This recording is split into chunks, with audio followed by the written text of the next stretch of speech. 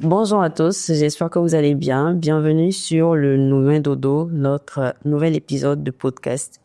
Aujourd'hui, nous avons pour vous un invité qui n'est pas des moindres, le professeur Toti.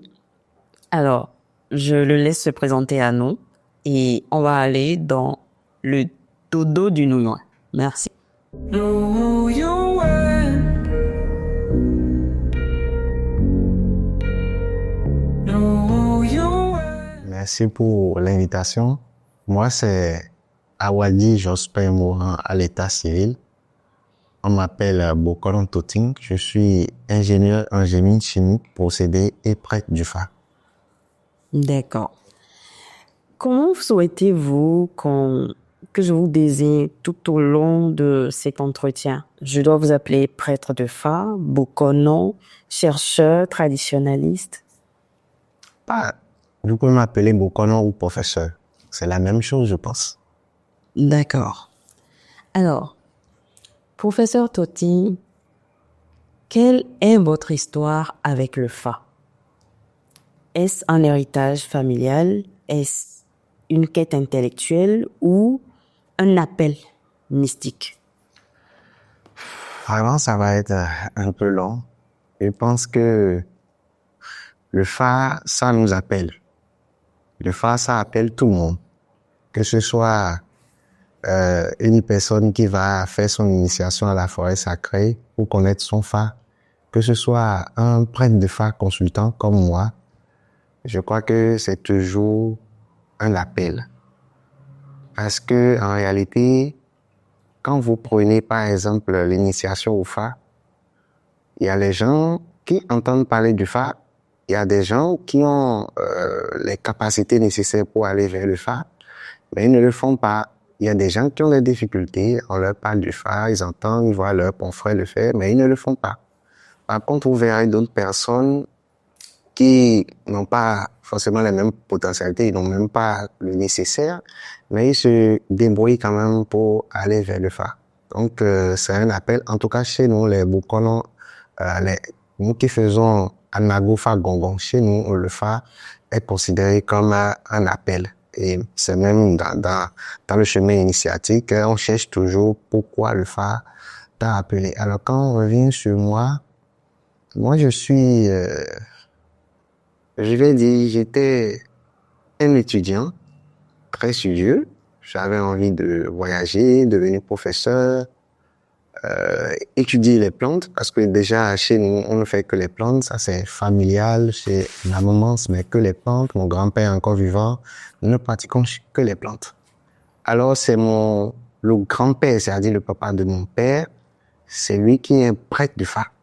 Et du côté maternel, c'est lui qui fait les feuilles. Donc, moi, je n'ai pas eu la chance de venir voir mon grand-père paternel en vie. Je n'ai vu que mon papa. Et lui, il n'a pas choisi, il n'a pas continué le de son père. Finalement, lui, il est devenu chrétien catholique. Et c'est dans ça qu'il est décédé.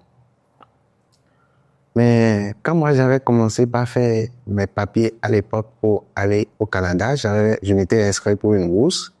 J'avais passé toutes les étapes. J'étais à la dernière étape. Je crois, c'est une bourse métier d'avenir Québec. Voilà. Et j'avais fait toutes les étapes. Je venais commencer les papiers. Et là, un jour, pendant que j'étais à l'université, j'ai commencé un malaise après avoir mangé du côme, je crois. Et c'est comme ça mon mal de ventre a commencé. J'ai travaillé ça partout. Moi, je suis guérisseur traditionnel. Mon grand-père est là. On a fait les choses. Ça se calme, ça reprend. Ça se calme, ça reprend. Ben, quel mal de ventre que nous traitons tous les jours. Et moi-même, je suis guérisseur traditionnel. J'ai commencé par fouiller. Et c'est comme ça, un ami avec qui j'ai fait les classes, j'étais allé chez lui, parce que lui, il était déjà dedans. Il est de Trongoka. Et donc, ils font un peu de consultation chez eux. C'est lui qui m'a révélé que je dois aller à la forêt sacrée. J'ai dit, moi, je peux pas aller à la forêt sacrée parce que j'ai toujours été contre les Bokolons. Je suis quelqu'un qui déteste les Bokolons. Ah. Parce que depuis le bas âge, chaque fois qu'on invite les Bokolons chez nous pour faire des choses, des cérémonies, rien de ce qu'ils disent ne se passe. Tout ce qu'ils disent, ils font les mascarades et tout, ça ne se passe jamais. Et donc, moi, je suis resté du côté de mon grand-père, qui lui aussi n'aime pas trop les immolations, il n'aime pas trop. C'est les feuilles purement, aucun fétiche, juste les feuilles. Donc je me suis rangé de son côté. Ce n'est pas qu'on n'aime pas le phare, mais on n'est pas trop phare pour faire les feuilles, pour faire les choses 1 + 1 égale 2. Donc j'ai toujours détesté les bocolons parce que quand ils font, après j'ai compris que on ne tombait que sur des faux. À cette époque-là, j'ai compris qu'on ne tombait que sur des vendeurs d'illusions. Donc c'est comme ça que j'ai fait mon initiation. Et le signe que j'ai trouvé à la forêt sacrée, c'était le même signe que le bocolon m'avait consulté quand j'étais allé chez lui pour construire sur mon mal de ventre. C'était le même signe que j'avais trouvé à la forêt sacrée. C'était le même signe qui était mon signe de phare. Et malgré ça, le mal de ventre ne m'a pas cessé. Quand j'étais dans la forêt, ça a cessé dans la forêt. Dès qu'on a quitté la forêt le lendemain, ça a encore repris. J'ai informé le bocolon à l'époque, qui est aussi un jour, je le dépasse en âge. Et il m'a dit, lui ne sait plus quoi faire de toute façon que moi-même je suis un guérisseur, que de gérer comme ça. Et après, on est allé à Bassa. Comme nous sommes allés à Bassa, c'est là, chez nous, à Nagoufa Bongon. Quand tu prends le phare, on doit demander pourquoi le phare t'a appelé. On doit demander, quand tu viens faire le phare maintenant, quel est le bénéfice que tu auras en général dans ta vie? Est-ce que c'est l'argent? Est-ce que c'est la longévité, la prospérité? Il y a plein de choses. Il y a au moins 14 si je me trompe. Donc, on va demander tout ça. Ensuite, on va demander aussi quel est le travail de ta vie. Est-ce que tu es un cultivateur, un commerçant, un bocolon, quelqu'un qui doit faire voyager? Est-ce que tu dois être intellectuel? Voilà. Quelle est ta mission de vie? Et c'est comme ça a révélé que je devais être prêtre de phare. Et moi, je n'étais pas du tout d'accord. Je me rappelle ce jour-là, ça avait créé une tollée dans la maison où les bocolons s'étaient énervés. Et ils ont dit, ça fait mon problème. De toute façon, eux, ils sont déjà faits pour eux. Parce que moi, j'ai eu un bac C, fort heureusement. J'ai eu une bourse, donc j'étais un peu brillant. J'ai eu une bourse à l'université, je n'ai rien payé. Donc, j'ai fait les PAC. Donc, je me voyais aller au Canada pour devenir docteur et être un grand professeur dans le monde des sciences. Donc, c'était une opposition pour moi, un affront. Et j'ai pas accepté, d'autant plus que je lui ai dit, toi qui es là, tu consultes le phare à 1000 francs. Quand est-ce qu'on va finir de rassembler les 1000 francs, là, devenir super riche dans ce monde-là? Il m'a dit, en tout cas, que lui, il a déjà dit pour lui. Donc, on a fini la cérémonie et je suis rentré. Je crois, une semaine après, finalement, le mal de ventre s'est arrêté sans que je n'apporte plus rien d'autre. Ça s'est arrêté comme ça. Et on a continué à l'université.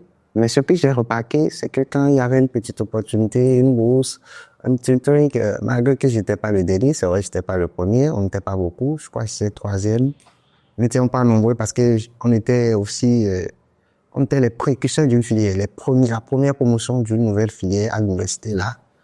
Donc, mais quand il y a une bourse, quand il y a une petite opportunité, on ne sélectionnait pratiquement jamais. Même si l'opportunité ne va pas jusqu'à son terme, au moins quand on veut sélectionner les gens, on ne sélectionne jamais parmi ceux qu'on va envoyer vers cette opportunité-là. Ça m'étonnait, mais j'avais en tête ce que les bocolons m'ont dit. Donc plusieurs expériences, investissement dans un petit commerce à côté, vous trouvez fiasco. Donc chaque fois j'avais en tête ce que les bocolons me disaient, jusqu'au point où le jour où j'ai fait ma soutenance, j'ai dit ok, c'est bon, je vais... En temps, j'ai commencé l'apprentissage et j'ai encore laissé. Donc, j'ai dit, ok, je vais me consacrer. Le jour où j'ai fini ma soutenance comme ça, j'ai enlevé ma veste, je suis parti reprendre chez le bon bocolon qui m'avait initié. C'est comme ça que j'ai commencé. C'est vrai que moi, j'avais déjà des connaissances dans le phare, l'âme au poil, les bouquins, tout ça, les petites connaissances. Parce que tu ne peux pas pratiquer les plantes sans connaître un minimum dans le phare. Mais connaître réellement le phare, être bocolon, j'ai commencé. J'ai appris chez lui. Donc, c'est pour vous dire que je n'ai pas appris ça chez mon grand-père qui le faisait chez moi, mais j'ai appris ça chez quelqu'un d'autre. Donc, j'ai appris chez lui. Après, j'ai été libéré.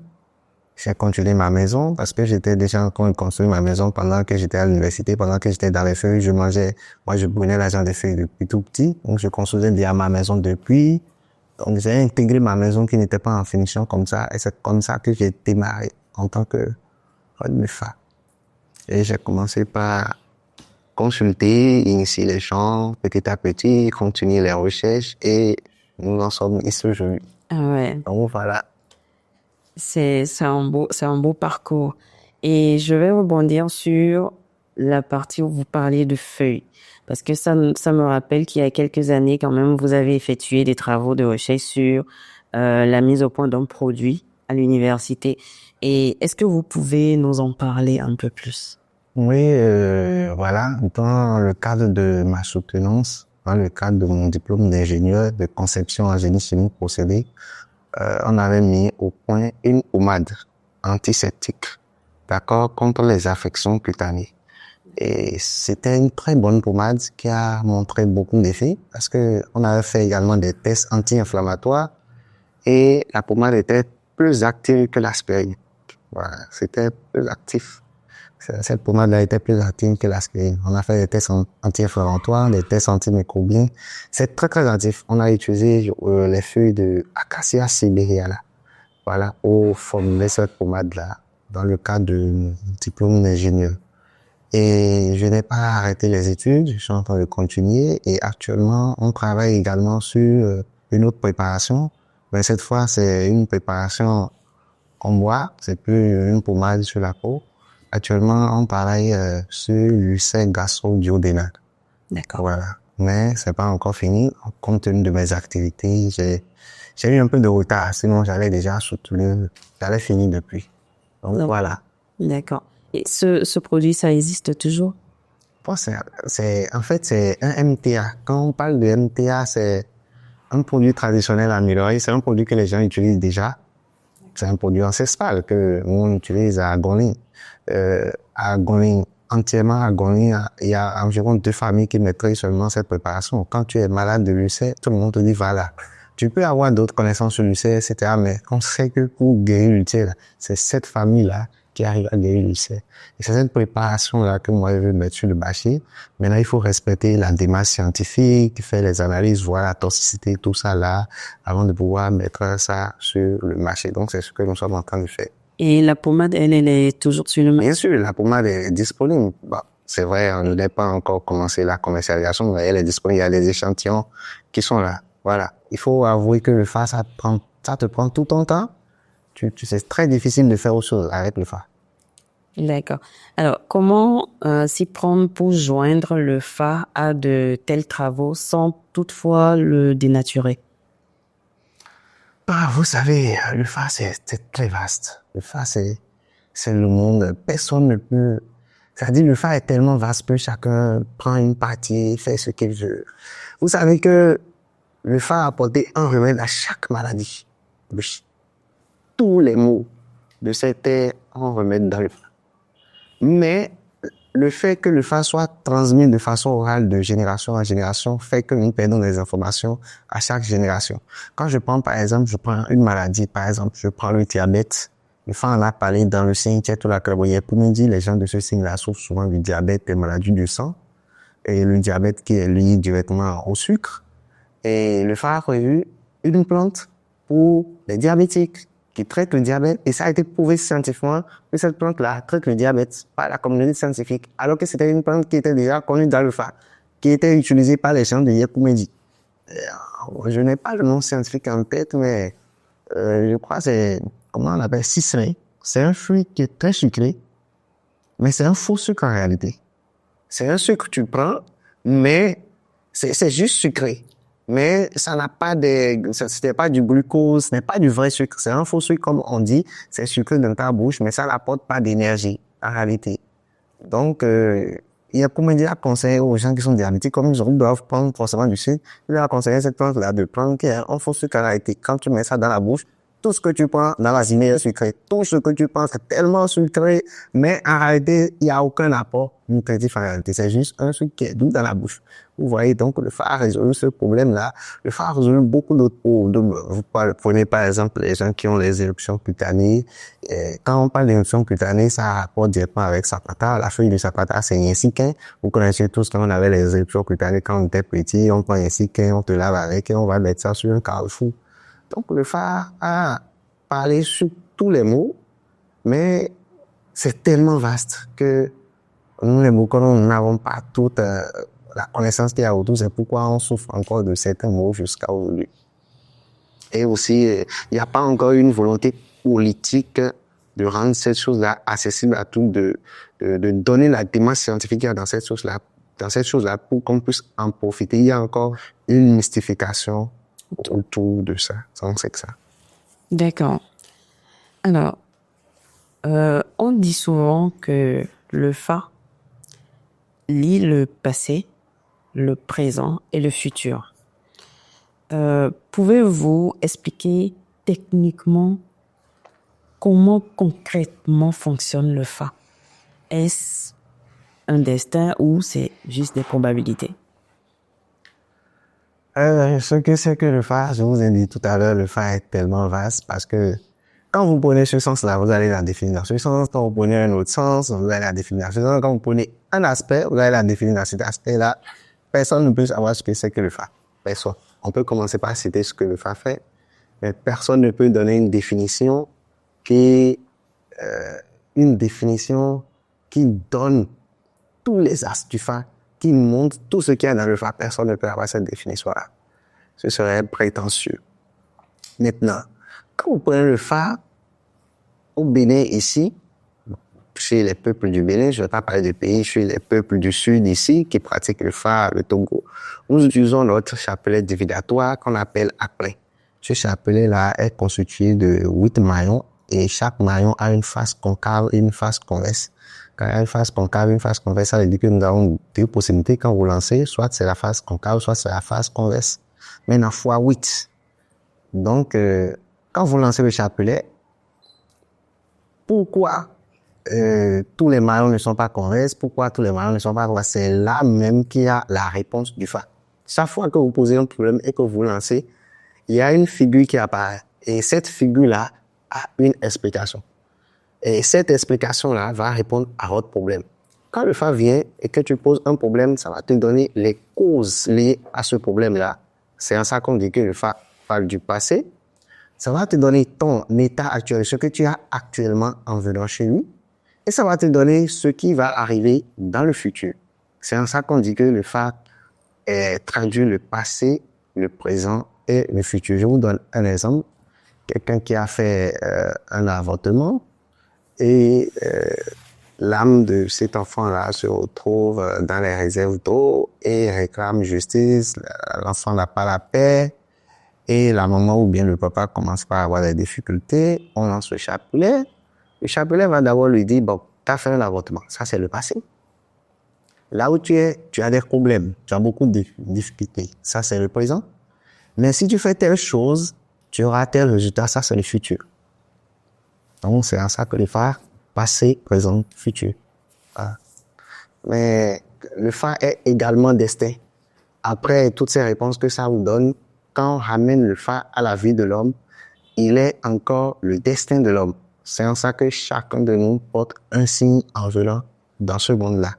Nous sommes constitués de 256 signes, mais chacun a son signe parmi ces 256-là. Chacun a le signe qui le porte parmi ces 256-là. Donc voilà ce que je peux vous dire. D'accord. Alors, dites-moi, le voici ça, le rituel, est-ce que ça peut modifier le destin? Alors, quand on parle de voici ça, déjà quand on parle de voici ça, c'est lié à une consultation. Alors que quand on veut parler du destin, on parle plutôt de Adra. Les sacrifices qui sont liés au destin, sont nommés Adra. Et les sacrifices qui sont liés à des consultations passagères sont nommés Fossissa. Donc, quand on prend les Adra en réalité, je vais vous expliquer. Quand on parle du destin, ce n'est pas quelque chose qui est figé. Ce n'est pas qu'on a écrit que Bonchamp, dans toute sa vie, il n'aura que 200 millions et il aura une femme qui va s'appeler Pierrette. C'est pas comme ça le destin. Le destin, ce sont des lois qui régissent la personne. Je vais vous donner un exemple. On peut dire Jean, financièrement, Jean sera déficitaire. Ça veut dire que lui, quand il prend de l'argent qu'il investit dans quelque chose, il n'aura jamais un bénéfice. Il n'aura que des pertes.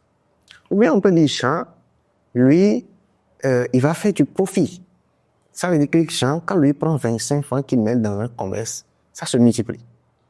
C'est ça le destin. C'est pas qu'on va dire que Jean, il va avoir 1 milliard dans sa vie. C'est pas comme ça. C'est pourquoi vous pouvez avoir 2 personnes qui ont le même signe. Vous allez voir quelqu'un qui est très riche, un autre qui est un peu riche. Ils sont tous riches de toute façon, mais c'est pas le même niveau. Vous voyez? Donc, le destin, ce sont des lois. On peut dire, lui, Jean aura des difficultés d'enfants. S'il ne sait pas faire, il va perdre beaucoup d'enfants, mais il aura quand même des enfants. Ça veut dire que Jean peut faire 5 enfants, il va en perdre 3, il va rester 2. On peut dire que Jean, très difficilement, aura des enfants. Ça veut dire que si Jean sait faire les hadras, il aura 1 ou 2 enfants, mais il n'en aura pas beaucoup. S'il ne sait pas faire ses hadras, il n'aura rien du tout. Donc, ce sont des lois. Ça veut dire qu'en réalité, quand les frères Guédengue ont chanté pour dire c'est beaucoup, il y a quand même, les 4 sont dans les mains de l'individu. Pas totalement, mais l'individu a quand même une partie des 4 entre ses mains pour jouer le jeu. Donc, pour vous résumer, les hadras corrigent le destin. Ça ne change pas entièrement le destin, mais ça corrige. On ne peut pas dire que le destin ne peut pas dire, par exemple, Jean aura des difficultés d'enfant et Jean vient, il n'a aucune difficulté d'enfant. Non, c'est pas possible. Ça veut dire qu'il y a une erreur dans l'initiation qui a été faite. Ça veut dire qu'il y a une erreur. Donc, les hadras corrigent le destin. Voilà. D'accord. Alors, est-ce qu'on peut dire que le Fa crée une réalité?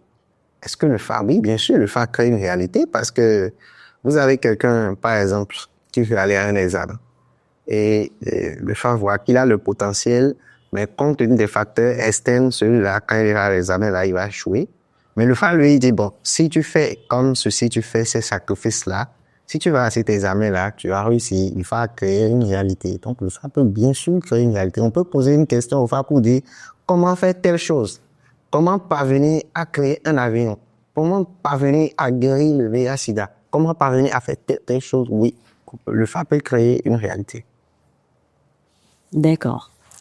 Alors, le Fa est souvent présenté comme une géomancie purement yoruba. Mais pour être rigoureux, jusqu'où remontent les racines du Fa? Est-ce un savoir endogène strict ou validez-vous les thèses selon lesquelles on y voit des influences de l'Égypte antique ou des traditions arabes? Pour répondre à cette question, je pense que là, nous sommes en train de marcher sur des œufs parce que aucun de nous n'était là, à cette époque-là. Donc, nous sommes forcément là pour répéter ce que d'autres ont dit ou bien ce qu'on nous a raconté ou bien ce que nous avons lu dans des bouquins, ce qui n'est pas mauvais en soi. Mais ce qui a toujours été dit, c'est que le Fa a quitté l'Égypte, entretenu par les peuples Yoruba et a atterri au Dahomey. Et ce qui a été relaté dans les bouquins les plus populaires, comme par exemple Bernard Mopal, qui est très fréquemment cité. Maintenant, c'est la pratique qui donne naissance à la théorie. Dans la réalité de la vie, c'est la pratique qui permet l'élaboration de la théorie.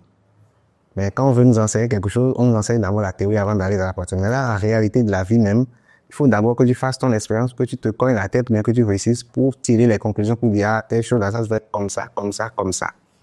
Quand moi, dans mon petit parcours, j'ai regardé les méthodes Yoruba et les méthodes que nous utilisons. Moi, le Fa que je fais, c'est Anago Fa Gongo. D'accord? C'est un Fa qui vient de Dialoukou. Voilà. La lignée à laquelle moi j'appartiens, c'est un Fa qui vient de Dialoukou, c'est vers Sabalula. Quand je regarde les pratiques que nous faisons, nous consultons le même Fa, mais nos pratiques sont très, très différentes. Et quand je regarde les pratiques que les gens de Dissa font, bon, quand je dis Dissa, je parle des Boukolons d'Abomey. Ce sont encore des pratiques qui sont différentes des nôtres et qui diffèrent encore des pratiques Yoruba. Je prends par exemple le chapelet divinatoire. Chez Yoruba, quand je vais lancer le chapelet divinatoire, la partie qu'on garde comme ça, c'est ça qui est à l'avant et les deux astres vous font face. Alors que ici, chez les fonds et autres, la partie que nous gardons là, ça reste, ça reste chez nous ici, voilà. J'espère que vous avez compris ce que je sens. Donc, c'est pas la seule différence. Ça, c'est parce que c'est une différence par exemple. Il y a beaucoup trop de différences. Et un jour, pendant que j'avais eu un live avec un Bokono Yoruba, il me disait que nous faisons tout à l'envers au Bénin ici. Parce que le signe Tchetra Kabok de Bouddha aurait dit que le Fa, pendant qu'il était en train de partager sa connaissance, quand il a quitté les peuples Yoruba, il est venu dans les peuples du Bénin et qu'il a vu les Angritors, qu'il a vu plein de choses et qu'il a demandé aux dignitaires de lui dire ce qu'il y avait sous les Angritors qui dansaient comme ça. Et que les peuples du Bénin, étant mesquins, n'ont pas voulu dire aux Fa ce qu'il y avait dedans. Et le Fa a dit, bon, qui va quand même leur donner sa connaissance à lui, qui est certainement plus avancé que tout ce qu'ils font là, mais qui feront tout à l'envers. Et c'est pourquoi on a commencé par mettre les choses à l'envers. C'est l'explication qu'il m'a donnée et c'est la seule explication qu'il cherche aujourd'hui sur le pourquoi on lance le chapelet comme ça chez eux et si on lance comme ça, c'est la seule explication que j'ai dessus. Selon moi, le Fa appartient au peuple du Golfe de Guinée. Et chaque peuple a sa manière. Je ne parle pas de pays, je parle de peuple. Chaque peuple a sa manière de la pratiquer. Qu'on dise que le Fa est la propriété des Yoruba, moi je ne suis pas trop sûr. Parce que comme je dis, c'est la théorie, c'est la pratique qui donne la théorie. Et la théorie, c'est que le Fa proviendrait, c'est la chose des Yoruba qu'on lance, et ça c'est la théorie ça. Mais quand on rentre dans la pratique, nous avons des pratiques très très différentes. Est-ce que c'est quand les Yoruba ont fini d'enseigner le Fa au peuple d'ici qu'ils ont modifié ça comme ça à leur guise? Ou bien est-ce que ces peuples-là étaient déjà détenteurs du Fa? Parce que c'est en réalité les mêmes peuples. Quand vous remontez dans les années, dans le premier millénaire, vers les années 1000, etc., tous ces terres géographiques-là, c'était les mêmes peuples. Il y a les Adjaïwe, quand on parle des Adjaïwe, on parle du Bénin, on parle du Togo, du Ghana, tout ça, là, c'était les mêmes peuples. Et il y avait les Yoruba d'un autre côté. Alors, on se rend compte que tous ces peuples-là pratiquent le Fa. Le Bénin pratique le Fa dans sa langue. Il est très compliqué, d'accord, de traduire les adages du Fa d'une langue à une autre. C'est très, très compliqué à faire. Vous allez perdre des informations. Vous allez perdre des sens. Mais le Bénin consulte le Fa dans le fond. Les Togolais consultent le Fa dans la langue, et oui. À quelle époque on leur a appris le Fa? Ils ont pris tout le temps là de traduire ça dans leur langue. Mais le Fa tient un dialecte très compliqué. Hein? Quand on vous explique le Fa, parce que nous sommes un peu allés à l'école, on essaye de détailler. Sinon, quand on vous explique les adages du Fa comme ça, tu vas entendre des mots fonds que tu n'as jamais entendus. Par exemple, quand on te dit Agbangleti, qu'est-ce qu'on appelle Agbangleti en fond? Tu me dis, 10 personnes font Agbangleti, tu vois. Et quand tu vas demander de traduire Agbangleti en Yoruba, moi, je ne sais même pas ce que ça va donner. Donc, pour moi, je pense que le Fa vient de l'Égypte et que les peuples de Adjatado, Yoruba, tous ceux-là s'en sont appropriés, chacun avec ses pratiques, mais le royaume d'Abomey, les gens d'Abomey, là, eux, ils ont reçu ça vers les années 1700. C'est ça qui est la vraie polémique. Parce que tous les bouquins que nous avons aujourd'hui disent que le Fa est arrivé au royaume d'Abomey au temps de Agadia pendant qu'il n'y avait pas la pluie. C'est ça la vraie polémique. Et c'est ça qui fait que tout le monde dit que ce sont les Yoruba qui ont amené le Fa au Dahomey à cause de cette partie-là.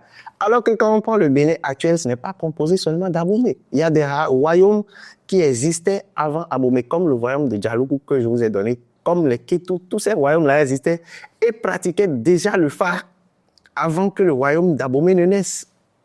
Abomey qui a quitté toujours Atado, Alada pour former Abomey. Même Alada existait avant Abomey. Donc c'est Abomey qui a connu le Fa au temps d'Agadia. Mais les autres peuples qui constituent le Bénin n'ont pas connu le Fa au temps d'Agadia. Ils pratiquaient déjà le Fa depuis des lustres. Comment on pourrait dater cela pour dire que ce sont les Yoruba que on peut dire les Yoruba ont apporté le Fa à Abomey. Et c'est ce que nous avons lu et c'est ce que les gens d'Abomey aussi nous ont dit. Ils ont confirmé.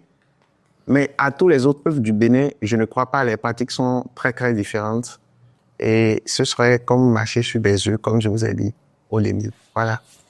D'accord. Tu as une question? Ça peut aller? OK. Alors, dans les incantations ou la philosophie du Fa, on trouve parfois des traces, des concepts qui rappellent les religions abrahamiques. Par exemple, Titula Kalebo, Tula Magic. À quel moment ces influences islamiques ou chrétiennes se sont-elles glissées dans le système? Est-ce un syncrétisme récent ou des échanges bien plus anciens? D'accord. Pour répondre à la question, je vais vous faire remarquer déjà que c'est très rare. Le Fa ne donne pas un nom ou dit les gens hier. Le Fa sont des adages. Et on adapte ces adages-là à chaque époque. C'est pourquoi quand les gens disent que le Fa doit être actualisé, je leur dis souvent, ils ne comprennent pas la philosophie du Fa. Le Fa n'a pas appelé le nom de la voiture pour dire voiture. Le Fa utilise des termes qui ne vont jamais se perdre. Chaque fois, ce sera adapté à chaque situation. Je vais vous donner un exemple. Aujourd'hui, nous avons les motos, nous avons les voitures. Le Fa n'a jamais parlé de moto, n'a pas jamais parlé de voiture. Mais quand le Fa parle de moto, le Bokong le sait. Quand on parle de cheval, par exemple, dans le Fa, on sait que le Fa est en train de parler d'une moto, d'une voiture, de tout engin de déplacement. Quand on parle d'un oiseau sur lequel on est monté, on sait qu'on est en train de parler d'un avion, de fusée, tout ça. Donc, on ne peut pas dire que le Fa doit donner... On ne peut pas dire que le Fa parlait exactement à des chrétiens, musulmans, non. Mais ces signes de Fa-là ont donné des indices qui ont permis à une époque donnée de savoir que le Fa est en train de parler de la religion musulmane, le Fa est en train de parler de la religion chrétienne comme Toula Medi, Toula Gougli. Par exemple, quand on prend Toula Gougli, qu'est-ce que Toula Gougli dit en réalité? Il dit, nous allons implorer l'Est, l'Ouest, le Sud et le Nord. Et quand on prend la religion, quelle est la religion qui implore l'Ouest, l'Ouest, c'est la religion catholique qui fait comme ça? En réalité, c'est comme ça. Le signe, normalement, c'est comme ça, comme ça, comme ça. Et non, comme ça, comme ça. En réalité, c'est ça. Et eux-mêmes, ils le répètent en latin en disant, ils disent, Buenos populus ameno case. Voilà. Via populus ameno case. Voilà. C'est via populus. Via, c'est Bimidi. Ça qui est le nord. Populus, c'est Yakumedi. Case, c'est Bimidi. Ameno, là, c'est Ulimendi. Donc, il dit, j'implore le nord, le sud, l'est et l'est. Les 4 points cardinaux, en réalité. Donc, ce sont des indices que les anciens ont vus à une époque pour dire, bon, compte tenu de ces indices-là, on est en train de parler de telle région, on est en train de parler de telle chose. C'est pourquoi on recommande aux gens de Toula Google, par exemple, d'aller à l'église. En allant à l'église, ça va ils vont trouver des choses qui sont bien, ils peuvent rencontrer des gens qui vont les faire évoluer. Quelqu'un qui n'arrive pas à se marier, qui trouve Toula Google va certainement rencontrer son conjoint ou bien sa conjointe en allant à l'église, va rencontrer des partenaires d'affaires. On a fait l'expérience plusieurs fois et c'est le cas. Pareil, il faut Toula Medi qui s'apparente entièrement à la religion musulmane parce que Toula Medi dit lui-même que les musulmans mangent de la cola. Le signe a parlé de la cola. Le signe là ne mange pas le porc. Le musulman parle du porc. Ça a donné toutes les indications nécessaires pour montrer que on est en train de parler des musulmans. Un autre exemple que je vous donne, quand on prenait la divinité Tron, qui est une divinité qui est en plein l'ascension de nos jours, le signe Toula Medi en a parlé, mais le signe Toula Medi n'a jamais dit Tron. Mais ça a donné des indications claires qui montrent qu'aujourd'hui, c'est en train de parler de cette divinité-là. Donc, c'est comme ça se passe. Ce sont des adages qu'on adapte à chaque époque, qu'on adapte à chaque situation. C'est ça qui permet d'indexer les musulmans, les chrétiens, tout ça là. Parce qu'à une époque donnée, il n'y avait pas de chrétiens, il n'y avait pas de musulmans. Voilà. Donc, voilà. D'accord. Du coup, est-ce qu'on peut dire que le Fa n'est pas fait que pour ceux qui ont le vaudou, ceux qui sont dans le vaudou, et que tout le monde, chrétien, musulman, tout le monde peut aller vers le Fa? Vous l'entendez souvent, Et vous l'entendez souvent, les gens disent le Fa n'est pas un vaudou. Le Fa ne connaît pas de religion. Le Fa ne dit pas que, bon, lui, les chrétiens ne travaillent pas pour lui, lui, les musulmans ne travaillent pas pour lui. Le Fa ne connaît pas ça. Comme je vous ai dit tout à l'heure, tout la main lui dit, je te recommande d'aller à la mosquée, je te recommande d'implorer Allah, tout ça, parce qu'il a même dit Allah, Kuba, le signe a dit ça. Donc, je te recommande d'implorer Allah, le signe l'a dit. De la même manière, tout la Bible dit, toi, je te recommande d'être catholique. Mais quand le signe a dit ça, le signe n'a pas dit, va à la mosquée, ne viens plus vers le vaudou, non. Le Seigneur a dit, va à la mosquée, ça va t'amener du bien, mais continue de faire tes pratiques. Donc, en réalité, dans le Fa, il n'y a même pas de religion. Le Fa, lui, il est là juste pour vous faire réussir au ventre de vie. Lui, il s'en fout si tu es chrétien, si tu es musulman, c'est pas son problème. Vous prenez un autre signe comme Chetra Kalwachet dit, par exemple, ce signe-là recommande à la personne d'être forcément vaudouisant, par exemple. De ne pas s'hasarder à dire qu'il va aller dans des religions révélées, que ça va rien lui apporter, que forcément, là, lui, il doit être un vaudouisant. Tchèdi, lui, l'a dit.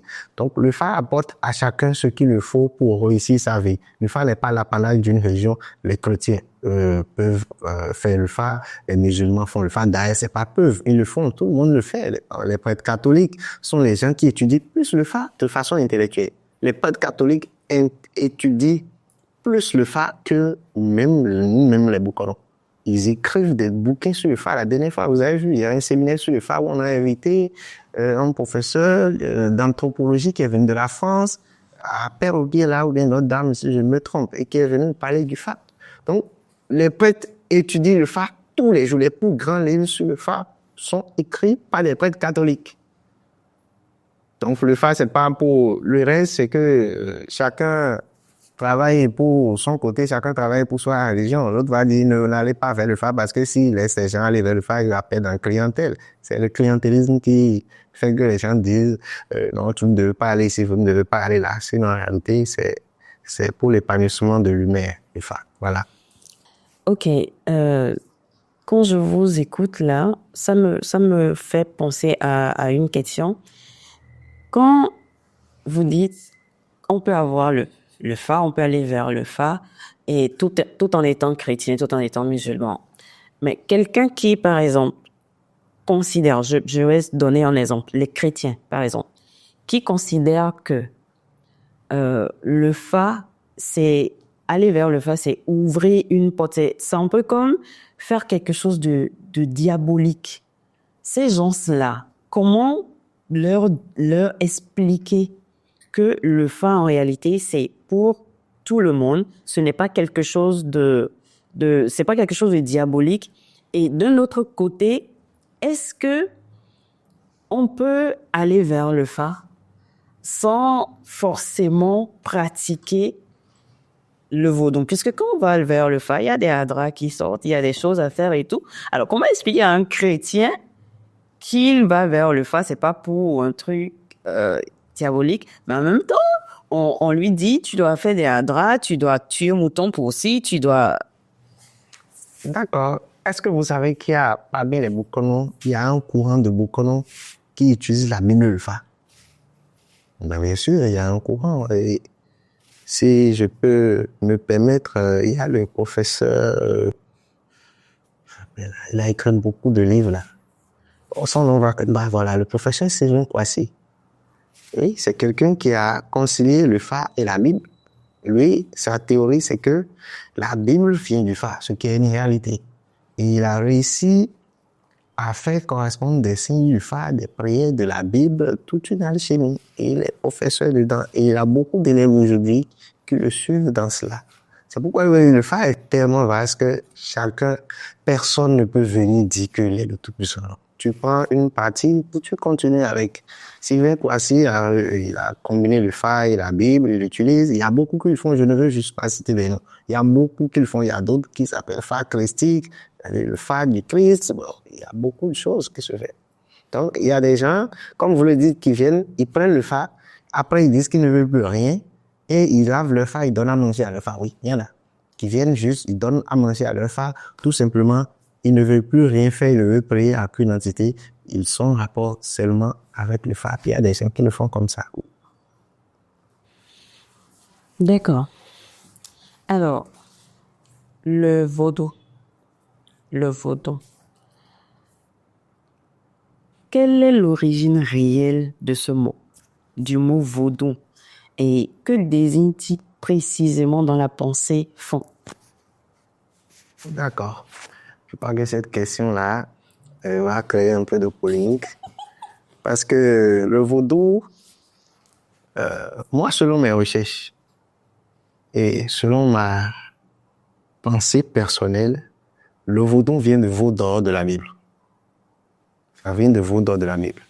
Mais le fait est que la majorité de nos précurseurs, mes aînés, ont traduit le vaudou comme vaudou. C'est-à-dire puiser, être à l'aise, puiser en étant à l'aise, vaudou.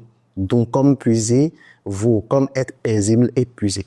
C'est ça, même quand vous tapez vaudou, explication sur Google, c'est la définition que vous allez voir, la définition majoritaire que vous allez voir. Mais moi, quand je prends le vaudou, par exemple, si les Togolais ne disent pas vaudou, ils disent védou, ou bien, enfin, il y a une petite dénaturation. Et quand on cherche l'explication chez eux, ça ne donne pas vaudou. Ici. Vous voyez?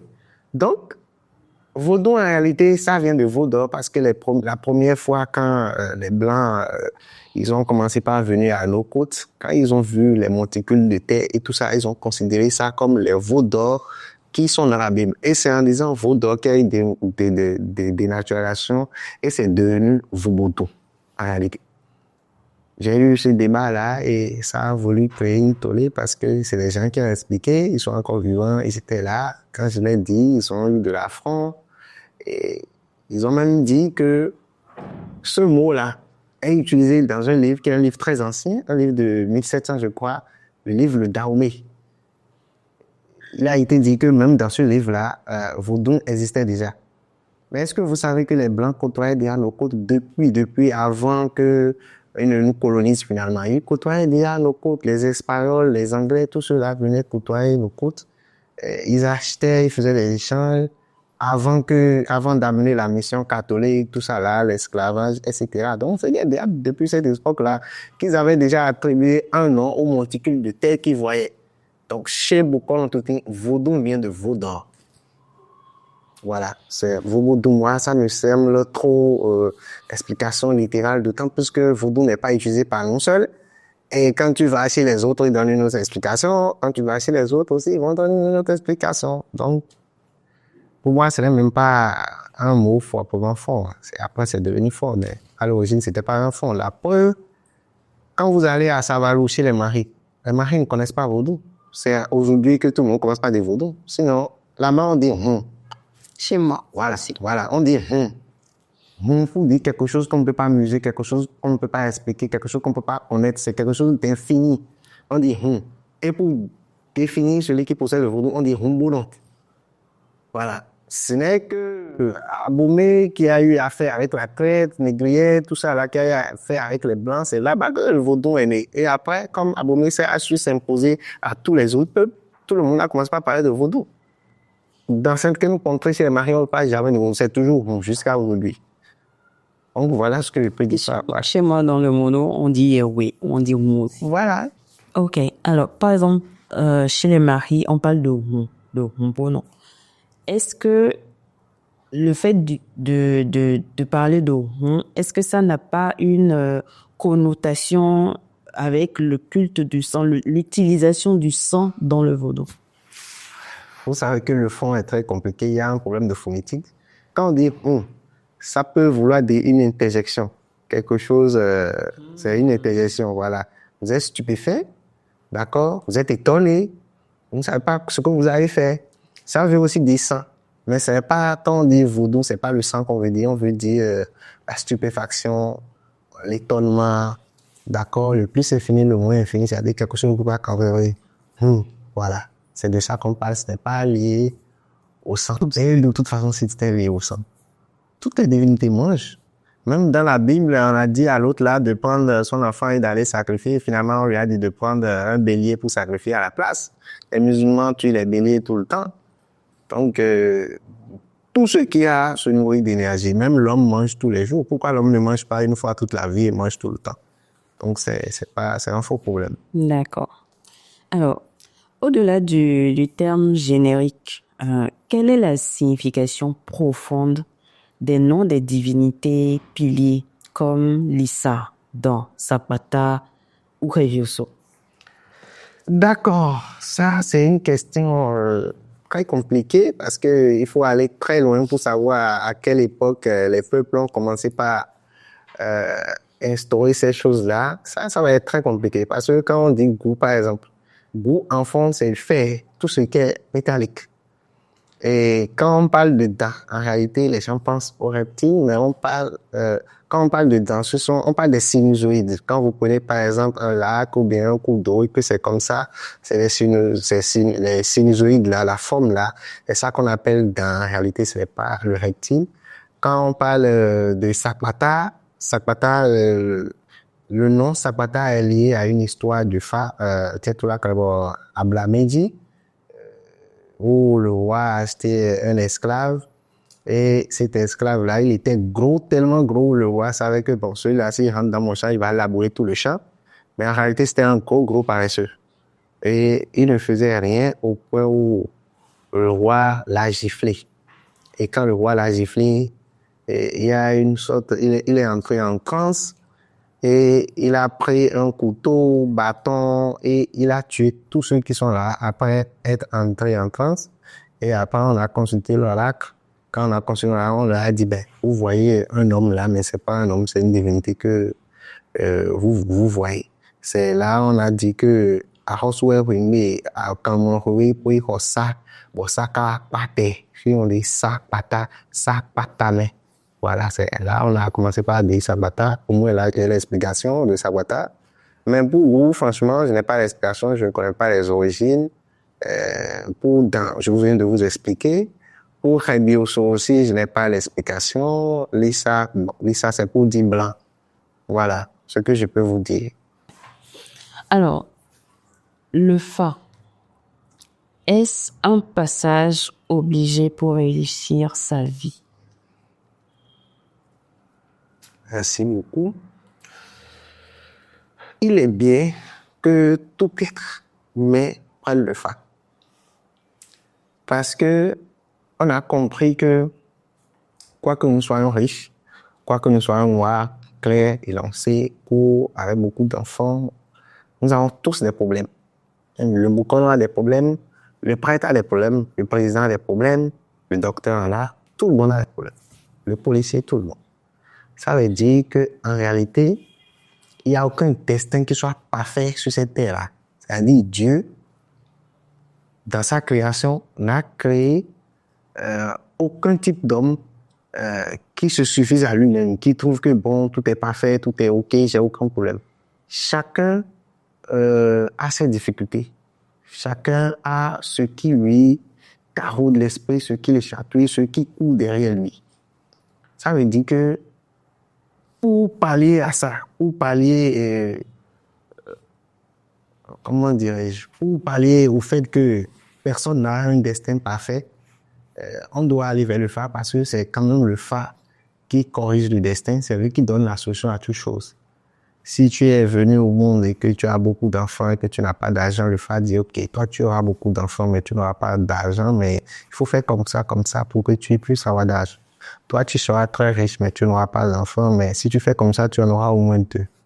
Toi, tu auras des enfants, tu auras de l'argent, mais tu seras malade tout le temps. Donc, si tu suis ces conseils-là, par exemple, tu seras moins malade. Toi, tu auras ça, mais tu n'auras pas la longévité. Mais si tu commences par te laver avec l'écorce de cette table-là, par exemple, tu auras un peu de longévité. Donc, tout le monde doit prendre le phare. Maintenant, la question c'est, qu'est-ce qu'on met dans réussir sa vie? Si réussir sa vie, pour les hommes, c'est avoir de l'argent, alors on n'est pas obligé d'aller faire le phare pour réussir sa vie. J'ai bien dit, si réussir sa vie, ce n'est qu'une question financière. On n'a pas besoin d'aller au phare pour réussir sa vie parce qu'il y a des gens qui sont nés sur des destins où la balance est sédentaire. C'est à lui, quand il prend un franc, ça va toujours se multiplier. Qu'il aille dans le phare ou pas, ça va se réaliser. C'est comme ça qu'il est né.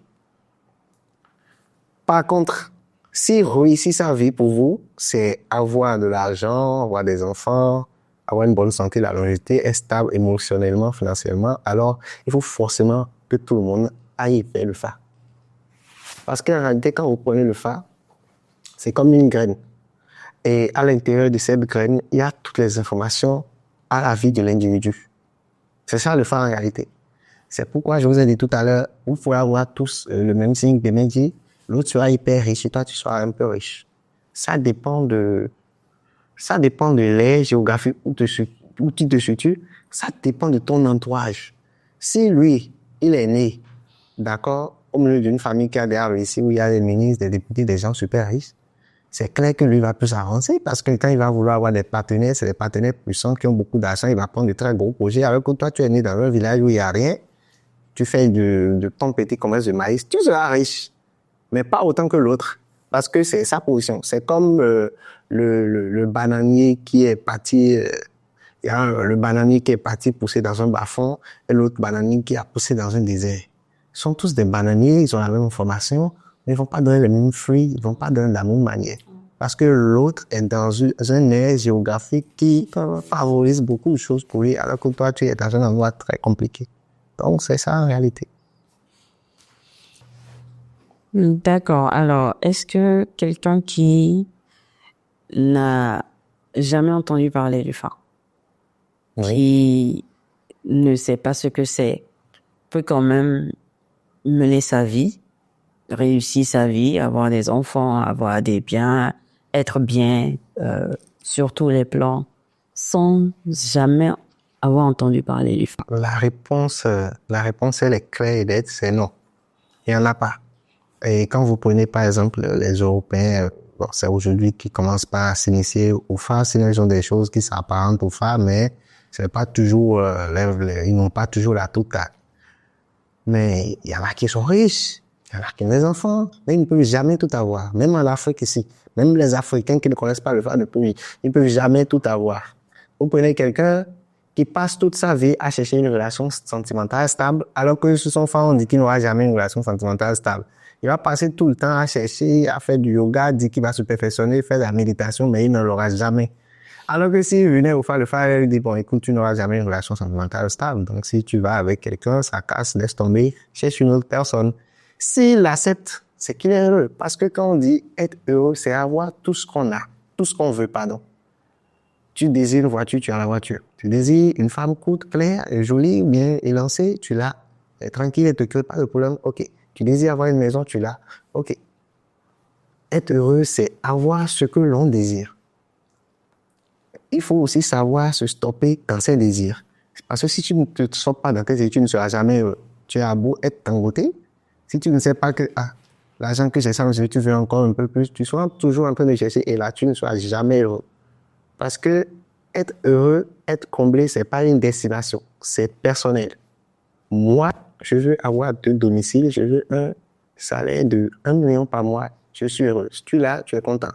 Mais quelqu'un d'autre, il a les 1 million, il a les 2 domiciles, comme il n'est pas satisfait, il va trouver qu'il n'est pas heureux, il va continuer à courir. Être heureux, satisfait, c'est personnel. C'est une ambition personnelle. Donc, je réponds encore une fois à la question, quelqu'un qui ne connaît pas le phare ne peut jamais être heureux sur tous les plans. Jamais. Il va toujours trouver qu'il nous manque quelque chose. Là, il est blanc, ils ont des millions, ils n'ont pas d'enfants, ils pleurent sur tes épaules. Des personnes, j'ai aucun héritier. Alors que si ces personnes-là connaissent l'oracle lui dit, tu n'auras pas d'enfant, hein. Il ne faut pas avorter. Hein. Bon, fais comme ça, tu auras un seul enfant. Voilà, et au moins, cette personne-là a l'information, elle fait le possible pour avoir au moins un enfant. Parce que le phare, c'est aussi ceci. Il y a d'autres qui ont le phare qui ne seront pas heureux parce qu'ils n'ont jamais accepté leur destin. Quand tu vas vers le phare, il faut accepter aussi ton destin. Accepter, ça ne veut pas dire être paresseux. Le phare dit que tu ne seras pas riche. Fais comme ça, tu auras un peu. Et tu es en train de faire, tu as un peu. Il faut plus te peindre. C'est pas que tu vas te coucher et dire, le phare dit que je veux pas. Non, c'est pas ça. Tu travailles, mais tu gardes à l'esprit que même si tu ne tapes pas beaucoup, c'est ce que l'oracle a dit. Il faut l'accepter d'abord. Mais ici, beaucoup ne l'acceptent pas. Personne ne veut accepter d'ailleurs. Surtout quand c'est pas bon. Donc voilà ce que je peux dire. Commençons par le professeur qui au début ne voulait pas l'accepter. Finalement, j'ai accepté. D'accord. Alors, l'initiation niveau 2 est interdite aux femmes. Oui. Pourquoi? L'initiation au niveau 2, pour savoir pourquoi c'est interdit aux femmes, il faut remonter dans les dans les légendes du Fa, à savoir le signe Tetracarbonète-Couton, qui est connu par tous les Bokano avérés. C'est sur ce signe-là que l'animal qu'on appelle Agassimamalulu, qui est un animal qui a la forme humaine, qui a beaucoup de poils aux yeux, et qui a 4 doigts, cet animal-là a enseigné le Fa à un chasseur. Et l'animal a dit au chasseur que lui n'aime pas qu'une femme voie sa figure, qu'il ne veut pas qu'une femme voie sa figure en réalité. Donc c'est pour cette raison-là que les femmes ne vont pas à la forêt sacrée, parce qu'en réalité, quand vous allez à la forêt sacrée, il y a quelque chose que vous allez voir là-bas qu'on appelle le lopo. Et ce lopo-là est la représentation de cet animal-là. Donc on dit que la femme ne doit pas voir ça, c'est pourquoi la femme ne va pas à la forêt sacrée. Mais actuellement, c'est en cours de réflexion chez beaucoup de Bokano, parce que vous savez, le monde est en train de changer. Il y a l'égalité du genre, parce que les femmes se disent, mais pourquoi nous, on ne peut pas aller à la forêt sacrée? Pourquoi? Parce qu'un homme fait tout ce une femme fait tout ce qu'un homme fait aujourd'hui. Une femme peut être mécanicienne, une femme aussi est riche, une femme peut être présidente, elle peut être chef de famille. Tout ce que l'homme fait, la femme fait, alors, à l'exception de ce qui différencie nos gens. Une femme ne peut pas engrosser quelqu'un d'autre. C'est la femme qui porte la grossesse. De la même manière, l'homme ne peut pas porter une grossesse. À cette exception-là, nous faisons pratiquement les mêmes choses. Donc, actuellement, beaucoup de Bokano sont en train de réfléchir pour dire, pourquoi ne pas amener les femmes à la forêt sacrée en retirant le lopo que les femmes ne doivent pas voir pour les satisfaire? Parce qu'en réalité, les hommes ont 2 signes. Le signe de la première initiation et le signe de la forêt sacrée, alors que les femmes ont un seul signe. Ce que moi, je trouve qui n'est pas juste, parce qu'en réalité, quand vous faites les 2 signes, ça apporte plus d'informations. Quand vous allez à la forêt sacrée, et etc., quand vous trouvez par exemple Djibé, les Bokano n'ont pas forcément toutes les informations nécessaires sur ce signe-là. Ils peuvent ne pas comprendre la profondeur de ce signe. Ils vont comprendre, ils vont t'expliquer, mais ils ne pourront jamais savoir à 100% ce que le signe a dit entièrement. On est toujours limité.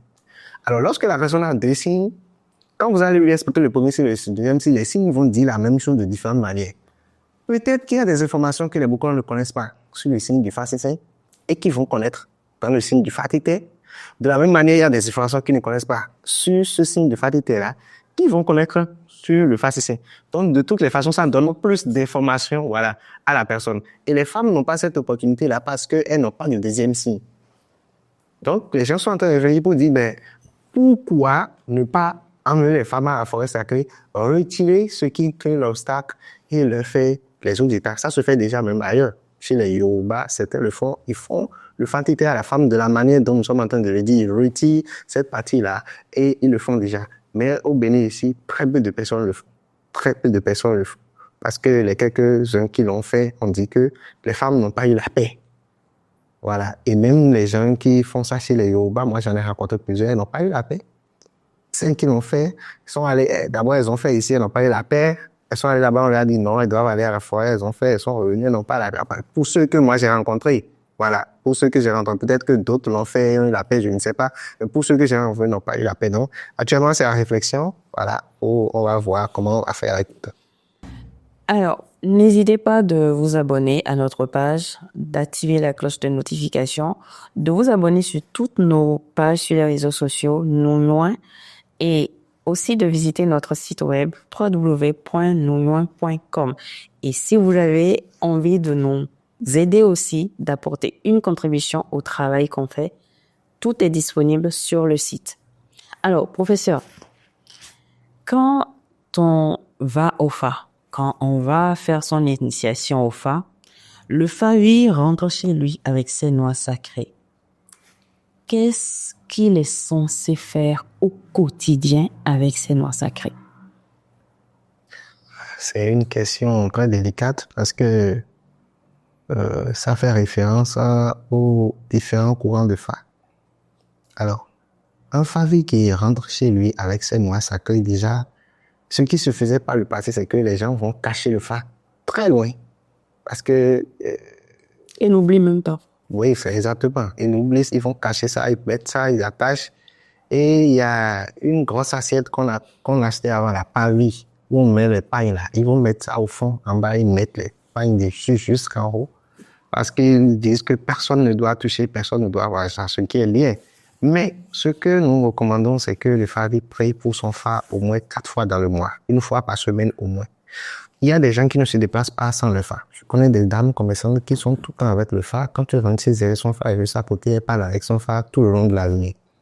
Elle ne fait rien à aucun vaudou, juste son phare, et elle a son phare, elle donne à manger à son phare, elle se consacre à son phare, elle se fout de tout le reste. Elle est tout le temps avec son phare.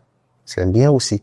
Ce qu'on ne recommande pas, c'est d'aller déposer le phare et vous laisser le phare. Quand vous avez un problème, vous contactez directement le Boko Haram. Non. Quand vous avez un problème, il faut aller vers votre phare, prier pour le phare. Quand on dit prier, il y a beaucoup de comment on fait. La prière, c'est juste parler.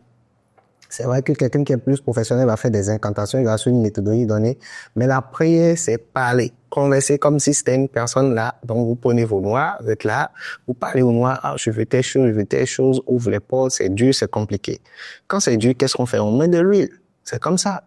Donc, vous prenez de l'huile, d'accord, de l'huile d'arachide, ou bien de l'huile de palme blanchie, ou bien de l'huile d'olive, vu que ce ne soit pas rouge, parce que le rouge crée beaucoup de polémiques aujourd'hui, nous marchons sur des œufs. Et vous prenez ça et vous essayez d'enduire l'huile aux noix et ça va adhérer. Quand ça adhère comme ça, vous demandez les bonnes choses. Vous donnez de l'eau, de la boisson forte, une boisson forte où il n'y a pas de macéré. Quand il n'y a pas de macéré, c'est une boisson forte transparente où on n'a pas macéré. Pas parce que le phare n'aime pas les macérés, mais peut-être que vous allez macérer quelque chose qui n'est pas bien avec votre signe. Donc, pour éviter ça, vous tuez une boisson forte où il n'y a pas de macéré, vous donnez ça au phare, vous l'aspergez proprement bien. Et vous prenez aussi des sucreries que vous aspergez proprement. Et vous demandez ce que vous voulez, du bien pour vous, pour votre famille. Quand vous mettez la boisson forte, vous dites de lutter contre vos ennemis, dévoyer l'adversité, les mauvaises œils. Quand vous donnez les sucreries, vous demandez du bien, que votre vie soit sucrée, que tout aille bien. Quand vous mettez de l'eau, vous demandez la paix, la prospérité, la bonté. Et vous laissez ça comme ça. Après 5 minutes, vous pouvez retirer parce que quand vous avez aspergé, il y aura de l'eau partout. Vous prenez un pain tout blanc ou bien un autre pain et vous nettoyez et ensuite vous enduisez l'huile sur vos mains et vous essayez d'adhérer ça au noir. Vous remettez ça à place. Vous allez voir le miracle. Ça marche toujours. Ça ne tape jamais pour tout. C'est très bien. Au lieu d'aller mettre les phares dans les pavis, dans les armoires, franchement. Mais je crois que ça change parce que avec la disponibilité des boucons sur les réseaux sociaux, je crois que c'est en train de changer. Voilà. D'accord. Donc, à vous entendre, ça veut dire que le Favi, en fait, est totalement autonome. C'est-à-dire qu'il n'est pas dépendant de son Bokonon pour chaque consultation. Pour les consultations, le Favi doit aller vers le Bokonon parce que le Favi n'est pas un Bokonon consultant. Quand on prend les hommes qui vont à la forêt sacrée, quand tu vas voir le Lokula, tu deviens un Bokonon. Mais tu n'es pas consultant, il faut continuer ton initiation pour devenir un Bokonon consultant. Par contre, chez les femmes, bon, il y a pas trop le nom de Bokonon. C'est maintenant que, bon, il y a le nom de Bokonon attribué aux femmes également sur le Fascicène. Donc, elle a fini sa dernière étape. Elle est Bokonon aussi, mais elle n'est pas forcément une consultante. Il faut qu'elle complète l'initiation pour être une consultante. Donc, quand tu veux consulter, tu es obligé d'aller chez un Bokonon pour aller consulter. Mais pour l'entretien de ton phare, tu es entièrement autonome. Maintenant, quand tu veux donner à manger à ton phare, fais le lavage de ton phare là, pour te rendre chez un Bokonon pour qu'il puisse chercher les feuilles liturgiques appropriées pour faire la procédure, tout ça. Mais si tu es également un homme et que bon, tu maîtrises toute la procédure, et que tu as un ami qui maîtrise la procédure, bah, il peut le faire pour toi. Il n'est pas dit que c'est un Bokonon consultant qui lave forcément le phare ou rien. Mais toujours est-il que, attention à ne pas faire d'erreur. C'est pourquoi seulement ça chez Bokonon. D'accord, ok. Alors, il y a une rumeur qui dit que quand, par exemple, à la fin de l'année, on va consulter le Huefa, c'est bien que quelqu'un qui ait déjà son phare, un Favi, aille avec ses noix sacrées pour faire cette consultation du Huefa. Est-ce que c'est vrai? Ah oui, il y a cette rumeur-là qui a créé beaucoup de polémiques, surtout la dernière fois des devanciers l'ont encore fait remarquer. Vous savez, les noix sacrées ont double rôle. Ça vous permet de communiquer avec votre destin, votre ser, et ça permet également de consulter le phare. Il a été dit qu'à l'origine, il n'y avait pas le chapelet divinatoire et que c'était les noix sacrées qu'on manipulait en même temps, on faisait le jeu. Bon. Quoique même dans les contes du phare, le phare même apparaît plusieurs fois du chapelet divinatoire. Dans les signes comme Fouda, le phare apparaît du chapelet divinatoire, donc c'est pas forcément vrai. Mais il a été dit que autrefois on ne manipulait que les noix. Dans d'autres pays, on manipule des cailloux, des gravillons, voilà. Donc, toujours est-il que c'est pas, pour consulter le phare, c'est pas lié aux noix de la personne. Il suffit d'avoir un nombre donné de cailloux ou bien d'éléments. Et quand on fait le jeu, vous savez, le phare, c'est pas un vaudou. Vous voyez, là où vous êtes tout de suite ici, vous pouvez consulter le phare avec un chapelet que vous allez payer tout de suite. Vous pouvez ramasser 18 gravillons en bas là et consulter tout de suite ici le phare. Le phare, c'est pas lié à un rite, non, pas du tout. Mais d'autres disent que quand on utilise le chapelet, que la sorcellerie arrive à déjouer le chapelet.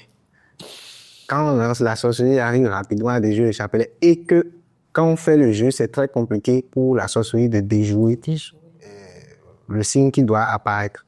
Cela va de soi parce que nous consultons le chapelet tous les jours. Tout le monde consulte le chapelet tous les jours. Ça n'a jamais menti. On ne sait pas pour le phare que ça va venir mentir. Surtout que les chapelets que nous utilisons ne sont pas des chapelets simples. Ce sont des chapelets qui sont consacrés, préparés proprement pour ne dire que avec. Il y a d'autres qui préparent avec les chiens, comme on dit, aglavou ici donc boire le fait quoi. Le chien, c'est-à-dire le chien arrive toujours à trouver le chemin du retour pour aller chez lui. Il essaie de toujours flairer.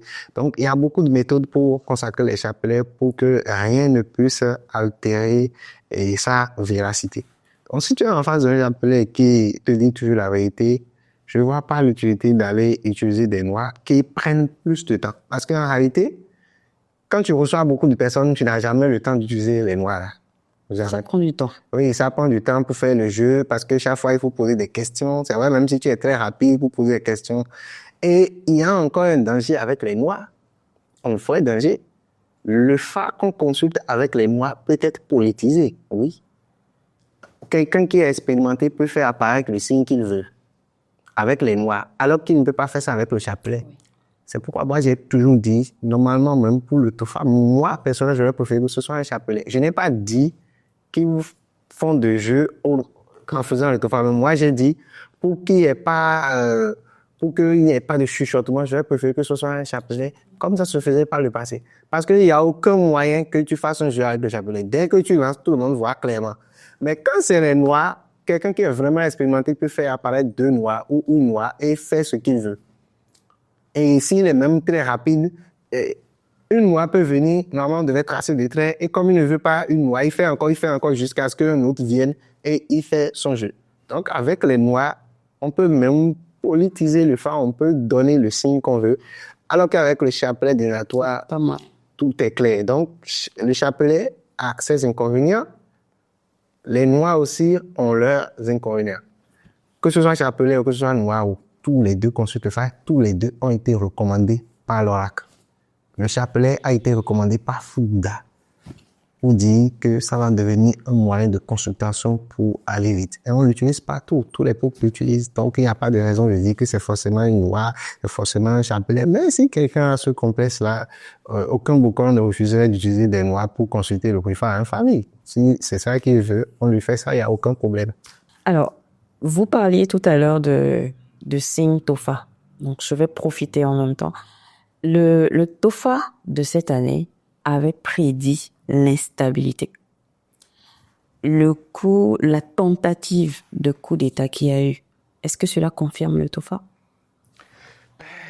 Tous les Boucons, on l'avait dit au début de l'année, et les Boucons avaient été traités de tous les noms de politique. Les Boucons l'ont dit, et le rapport du Tofa l'a dit. Le signe a dit qu'il y aura beaucoup d'attaques. Et à l'époque, je me rappelle, les Boucons ont été clairs. On a dit que ce signe, c'est un signe de défense. Il y a des signes qui vont parler de l'argent, il y a d'autres qui vont parler plus de la natalité. Le signe a toujours un facteur prédominant. Il faut oublier que c'est un signe qui dit défense, renforcer vos défenses. Et si vous vous rappelez bien, ça dit Pétékan, ça dit que tant que Pétékan est devant la porte, qu'aucun oiseau ne peut se faufiler. Ça veut dire qu'il y aura des intrusions. Vous avez vu des gens tenter de rentrer dans la résidence du chef de l'État, mais ils ont fait face à la résistance farouche des forces de l'ordre qui étaient là. Donc, ce sont les forces de l'ordre là qui sont le PTK là. C'est la seule chose que moi j'ai à reprocher avec l'explication qu'il y avait lieu à l'époque, parce que tout le monde disait que non, on a dit que le chef d'État doit s'éterniser, qu'il va rester là, que on avait dit que le phare de la Constitution, les gens ont demandé comment la Constitution dit qu'on va faire 2 mandats, et le phare vient dire au chef de l'État de continuer. C'est la seule chose que moi j'ai vu. Sinon, le phare tout dit a été très bien interprété par le président du phare, mais vous savez, la population est choquée quand quelqu'un va dans un sens et que tout le monde suit, vous ne pouvez plus rien dire, vous n'allez qu'à voter et après, on va voir les résultats. Les résultats sont là. On a eu l'attaque, mais de la même manière où le phare a dit que PT Cameroun encore que personne ne pourra passer, les gens ont tenté, mais ils ne sont pas passés. Vous avez vu également au nord les attaques djihadistes, tout ça. Quand le phare parle, c'est pas, je vous ai dit, le phare n'appelle pas des noms. Ce sont des lois. Ça veut dire qu'il y aura des attaques. Donc, c'est pas forcément lié au président, non. Mais au nord aussi, c'est la même chose. Voilà, ils ont tenté de rentrer, ils ont fait face à la résistance farouche des forces de l'ordre. Donc, ce signe de cette année, c'était un signe de défense en réalité qui disait de renforcer des défenses, qu'il y aura beaucoup d'attaques, beaucoup d'intrusions. Donc, c'est ça. Okay. Voilà. Mais les sacrifices ont été faits. Alors, pourquoi l'événement a quand même eu lieu? Oui, c'est ce que je vous ai expliqué tout à l'heure. Le phare corrige. Quand le phare va vous dire, le phare te dit qu'il y aura un accident. D'accord? C'est un exemple que j'ai donné. Quand tu vas faire les sacrifices, c'est parce que tu ne verras pas l'accident, non? Tu verras l'accident, mais ce sera moins heure. Toi-même, tu vas te dire, ah, si j'avais pas fait ce sacrifice, c'est sûr que je vais me passer. Ou bien, l'accident peut même avoir lieu et tu vas t'en sortir indemne. Et toi-même, tu verras que non, ce truc-là, si c'était pas fait ce sacrifice-là, il n'y a rien à faire. Donc, quand le phare dit quelque chose, vous aurez toujours le vent de la chose. Ça va toujours apparaître. Mais grâce au sacrifice, on s'en sort avec moins de conséquences. C'est ça, en réalité. C'est pourquoi on dit fort. Fort, ça veut dire réduire, diminuer, anéantir. Ça ne veut pas dire, voilà, atténuer, voilà, merci. Ça ne veut pas dire que ça ne va pas exister, non. Ça ne veut pas dire éradiquer, mais atténuer, fort, voilà. Donc, c'est ça, en réalité, les attaques auront lieu. Mais c'est grâce au sacrifice. Les Bokons peuvent dire qu'ils ont réussi parce que ils n'ont pas réussi leur coup. Les coups n'ont pas été réussis du nord jusqu'au sud, que ce soit les djihadistes, tout ça là. Ils ont échoué. Donc, les Bokons peuvent se réjouir que les sacrifices ont été bien exécutés. Ouais. On aurait dit le contraire si, malgré qu'on a dit que PT Cameroun, s'ils avaient réussi, ça veut dire que ce PTK là n'est pas un vrai PTK. Ou bien que le travail n'a pas été bien fait. Donc, voilà. D'accord. Alors, en période de crise nationale comme actuellement, c'est quoi le rôle d'un prêtre phare? Vous savez, au temps des royaumes, le prêtre du phare était au cœur de la gestion de la cité. C'était le premier qui était à côté du roi. Pour toutes les décisions, il était consulté. Pour tout ce qui devait se faire, le prêtre du phare était là. Les grandes décisions du pays, que ce soit la guerre, l'économie, tout ça, le prêtre du phare. Mais aujourd'hui, on n'est plus à l'époque des royaumes. Aujourd'hui, nous sommes un pays et aujourd'hui, le président est là et il a ses conseils. Vous allez entendre les conseils du président. Ce sont les conseils qui donnent les orientations, le gouvernement demande des expertises. Il y a plusieurs styles d'expertise. On peut dire, dans tel cas, là, qu'est-ce qu'il faut faire? On va chercher des experts à l'étranger ou bien au Bénin et ils vont donner la conduite à tenir. Donc, aujourd'hui, le Boukolon n'est plus trop au cœur de la gestion de la cité. On remercie même le président Talon parce que c'est lui qui a réellement réinstauré le phare dans la gestion de la cité, si on peut le dire ainsi. Parce que les TOFA qui se consultaient avant étaient consultés par un groupe. C'était pas quelque chose du pays. C'est vrai que tout le monde y adhérait, tout le monde écoutait, tout le monde essayait de s'en approprier. Mais ceux qui géraient, c'était pas des gens désignés par le pays, c'était un groupe qui le faisait pour le pays. Mais aujourd'hui, ça a été récupéré dans le patrimoine national. Mais ce n'est pas encore comme au niveau des royaumes où sur toutes les décisions, on consulte le phare. Ce n'est pas encore le cas. Sinon, normalement, on devrait consulter un nouveau phare. Peut-être que ça a été fait en catégorie, je ne sais pas. Mais officiellement, ce n'est pas le cas. Voilà. D'accord. Alors, un sujet qui fâche, d'accord? Mais c'est nécessaire d'en parler. Les cyberprêtres, les prêtres arnaqueurs, les portefeuilles magiques, je vais dire. Comment un profane peut-il distinguer un vrai initié, un gardien de la tradition d'un charlatan? Est-ce que vous avez des red flags, des signes qui ne trompent pas? Écoutez, ça va être très compliqué. Très, très compliqué. Parce que ça va être très compliqué. Pour que quelqu'un ne se trompe pas et qu'il puisse aller directement vers un vrai prêtre de foi, je lui dirais que cette personne assure beaucoup, qu'il consulte beaucoup de prêtres de foi, qu'il suit ce qu'ils disent, leurs raisonnements, ce qu'ils font, qu'il écoute les débats que les gens font sur les panels, etc., pour voir les raisonnements avant de choisir son prêtre de foi. Ça, c'est pour les gens qui sont connectés. Mais pour ceux qui ne sont pas connectés, il n'y a aucun moyen. D'accord? Il n'y a aucun moyen parce que on dit l'habit ne fait pas le moine, mais l'habit fait d'abord le moine. Quand tu portes l'habit du moine, tu es d'abord considéré comme un moine jusqu'à ce qu'on t'essaye et qu'on se rende compte que tu n'es pas en réalité un moine. Donc, il n'y a aucune manière de savoir. Il n'y a aucune manière. Et normalement, c'est le gouvernement qui doit gérer cette partie-là. Parce que si on aspire à faire du tourisme, quand on aspire à prendre le vaudou pour faire le tourisme, c'est quand même le secteur tertiaire, ça ramène beaucoup d'argent.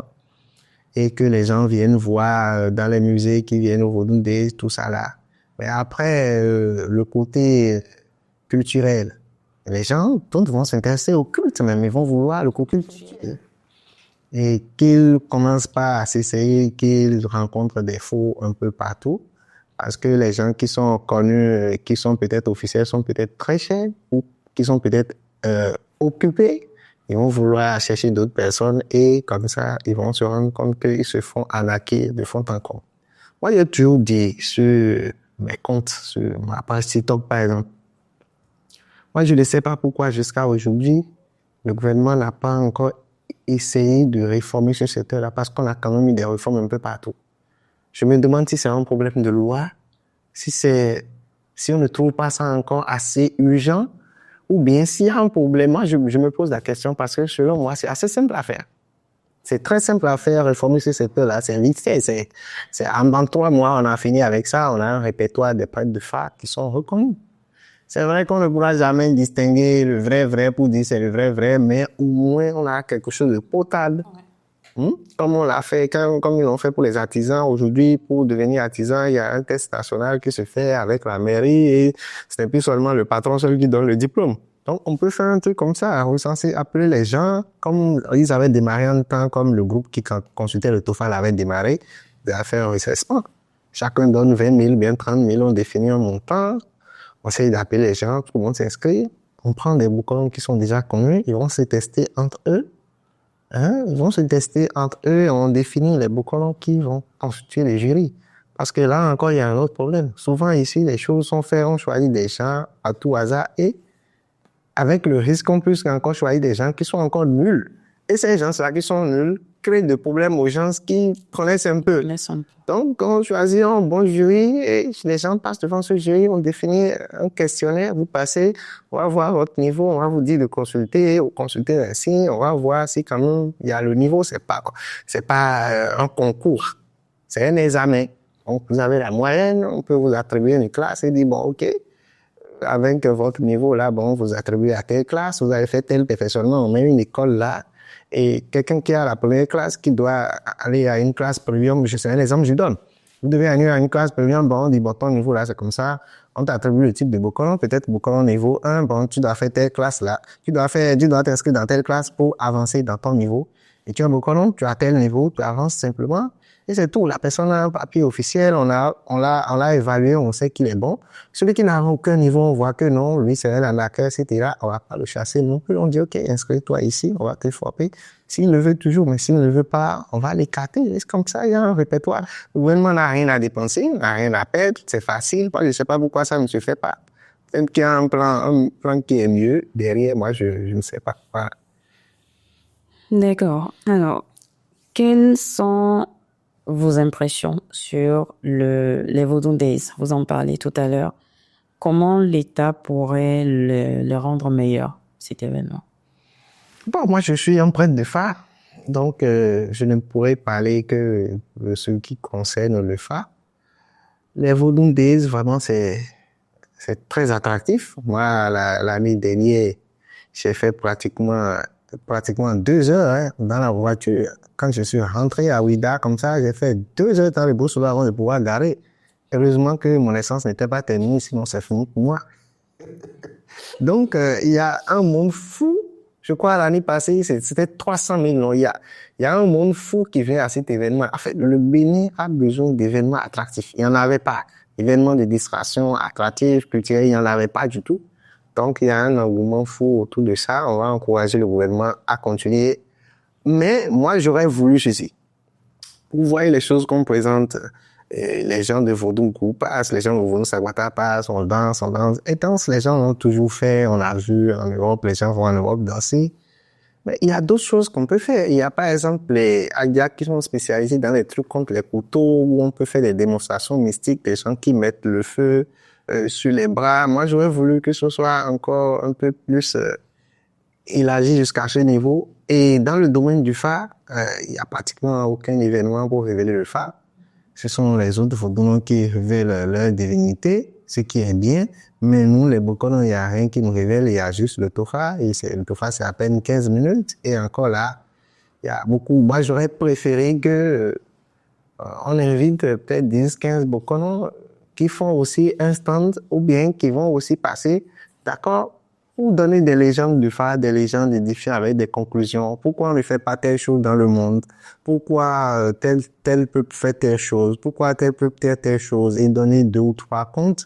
Ou bien encore, on peut prendre 10 Bokonos qui vont faire des stands où des gens peuvent venir se faire consulter, les étrangers consulter à tout hasard. Ça va les amuser, mais en réalité, ça va les attirer.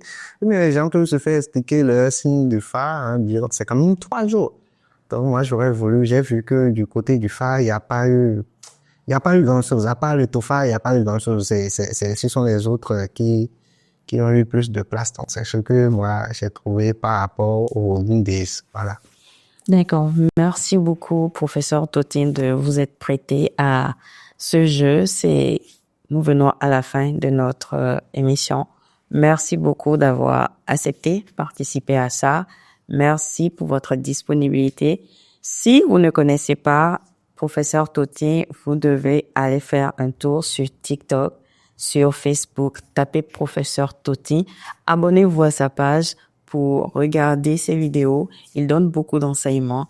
Et n'oubliez pas aussi nounouin.com, www.nounouin.com. Allez-y sur notre site, abonnez-vous à nos réseaux sociaux et participez à la connaissance. On veut tous savoir un peu plus. Le Nounouin Dodo, c'était le Nounouin Dodo. Bonne journée à vous.